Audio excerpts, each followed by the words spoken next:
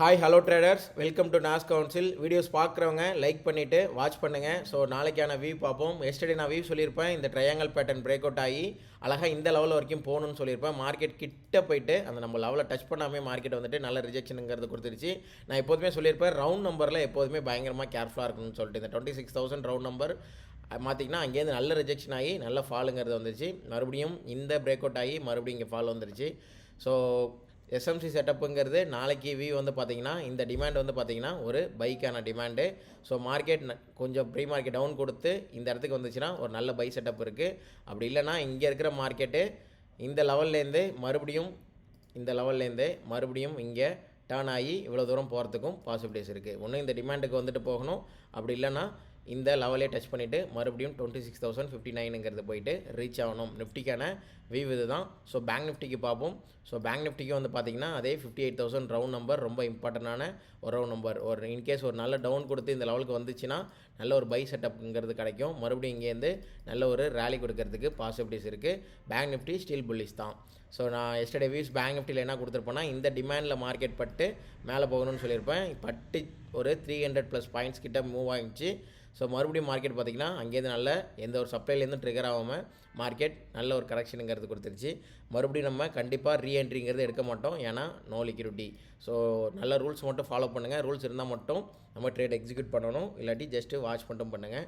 நாளைக்கான வியூ இந்த லெவல் வந்துச்சுன்னா அகெயின் ஒரு buy entry 58,000 round number.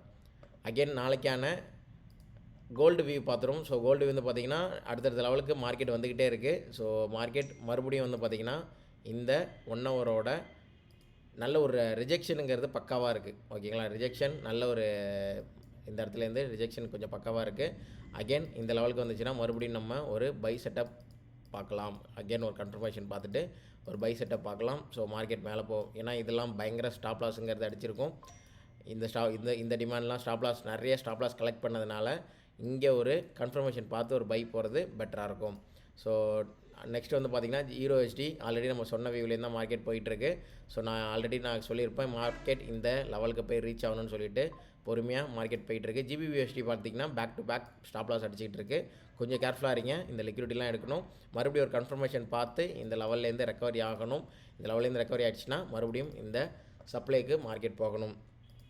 So நான் நெக்ஸ்ட் வந்து பார்த்திங்கன்னா க்ரூட் ஆயில் என்ட்ரி கொடுக்காமல் ஃபாலோ ஆகிட்டுருக்கு. ஸோ இந்த சப்ளைக்கு போய்ட்டு ஃபாலோ ஆகணும். கரெக்டாக இங்கே எடுத்திங்கன்னா இன்னும் கொஞ்சம் கிட்ட வரல, அங்கே டேரெக்டாக ஃபாலோ ஆகிடுச்சு. ஸோ பார்ப்போம். நான் ரெகுலராக சொல்லிகிட்டு இருக்கேன், அந்த லெவல்ஸ்லாம் நீங்கள் நோட் பண்ணிகிட்டே இருக்கீங்க. நேச்சுரல் கேஸ் பார்த்திங்கன்னா கரெக்டாக இந்த லெவல்லேருந்து நல்ல ஒரு ரிஜெக்ஷன் வந்து கொடுத்துருக்கு, கன்ஃபர்மேஷனுமே கொடுத்துருக்கு. ஸோ மறுபடியும் வந்து பார்த்திங்கன்னா இந்த லெவல்லேருந்து மறுபடியும் ஃபாலோ ஆகிறதுக்கு பாசிபிலிட்டிஸ் இருக்குது. இந்த லெவல்லேருந்து மறுபடியும் ஃபாலோ ஆகிறதுக்கு பாசிபிலிட்டிஸ் இருக்குது. ஸோ ரெகுலராக வாட்ச் பண்ணுங்கள், அந்த லெவல்ஸ்லாம் நோட் பண்ணி வச்சுக்கோங்க. எதுவுமே கால்ஸ் எடுக்காதீங்க. நாளைக்கு Nifty and bank Nifty view சொல்லியிருப்பேன். நெக்ஸ்ட்டு இன்ட்ராடே ஸ்டாக்ஸில் வந்து பார்த்திங்கன்னா HDFC பேங்க் ஒரு ட்ரையாங்கல் பேட்டர்ன் இருக்குது. ஸோ HDFC பேங்க் வந்து பார்த்திங்கன்னா ஒரு டாப் சைடில் பிரேக் அவுட் ஆகிடுச்சுன்னா 1012 வரைக்கும் மார்க்கெட் போய் ஆகணும். டவுனில் பிரேக் அவுட் ஆகிடுச்சுன்னா இங்கே டவுனில் மார்க்கெட் இங்கே வந்தாகணும்.